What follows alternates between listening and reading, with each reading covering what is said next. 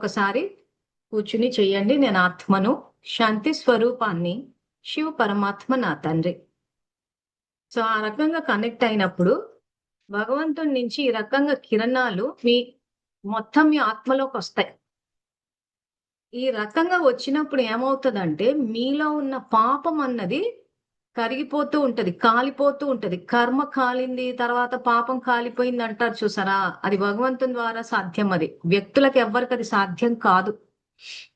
So కాబట్టి భగవంతుని తలుచుకోవాలి. అది ఇప్పుడు చాలా మంది ఆధ్యాత్మికంగా అవ్వాలి అని అంటే భగవంతుడు అవసరమా అని అంటే, మరి పాపాన్ని కాల్చడానికైతే నా అవసరం లేదు, ఆయన లేకుండా చేద్దామా అని అంటే మరి ఆ పాపము రికార్డ్ అయింది ఆత్మలో.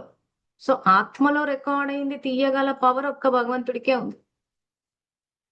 సో ఇప్పుడు మన పాపాన్నే ఆయన తీస్తా అన్నప్పుడు ఆయన తలుచుకోవడంలో ఇబ్బంది ఏముంది? ఇప్పుడు ఆయన మనల్ని ఏమి తిరిగి ఏం అడగట్లేదు కదా.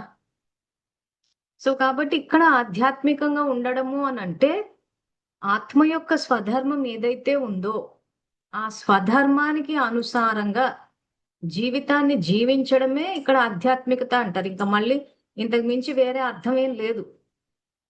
ఇక్కడ స్క్రీన్ మీద వేసి చూపిస్తున్నాం. ఇది ఆత్మ యొక్క స్వధర్మము. శాంతి, ప్రేమ, పవిత్రత, జ్ఞానము, సుఖము, ఆనందము, శక్తి. ఈ ఆత్మ యొక్క స్వధర్మము, ఆత్మ యొక్క దైవీ గుణాలు మన మనస వాచ కర్మనాలోకి వస్తే మనం ఆధ్యాత్మికంగా ఉన్నట్టు. అంతే తప్పితే బట్టలు మార్చేసుకుని, తినే ఆహార విధానం మార్చేసుకుని, నేను నలుగుట్లో ఉండను, అందరి మధ్యన ఉంటే నా వల్ల అవ్వట్లేదు, నేను ఎక్కడికైనా వెళ్ళిపోతాను, నేను ప్రశాంతంగా ఉంటాను అంటే ఇది ఆధ్యాత్మికత అనరు.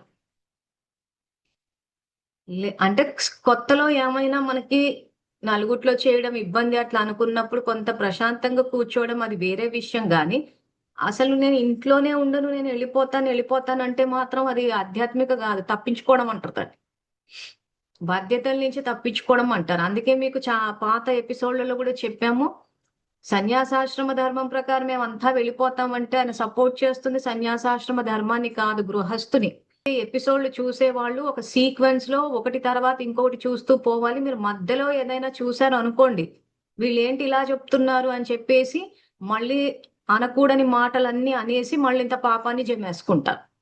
సో కాబట్టి ఏదైనా మాట్లాడే ముందు, పాపాలని జమేసుకునే ముందు ఒక్కసారి అరే ఇన్ని ఎపిసోడ్లు చేశారు అని అంటే వెనకాల ఏదో చెప్పుంటారు అని అవి చూసుకుని అప్పుడు మాట్లాడొచ్చు. లేదా కొంత ఏమైనా అర్థం కాకపోతే ప్రతి ఎపిసోడ్ వెనకాల మేము మా ఫోన్ నంబర్ ఇస్తున్నాం కాబట్టి ఒక్కసారి ఫోన్ ద్వారా క్లారిటీ తీసుకుని, స్పష్టత తీసుకుని అప్పుడు మాట్లాడితే మంచిది. అది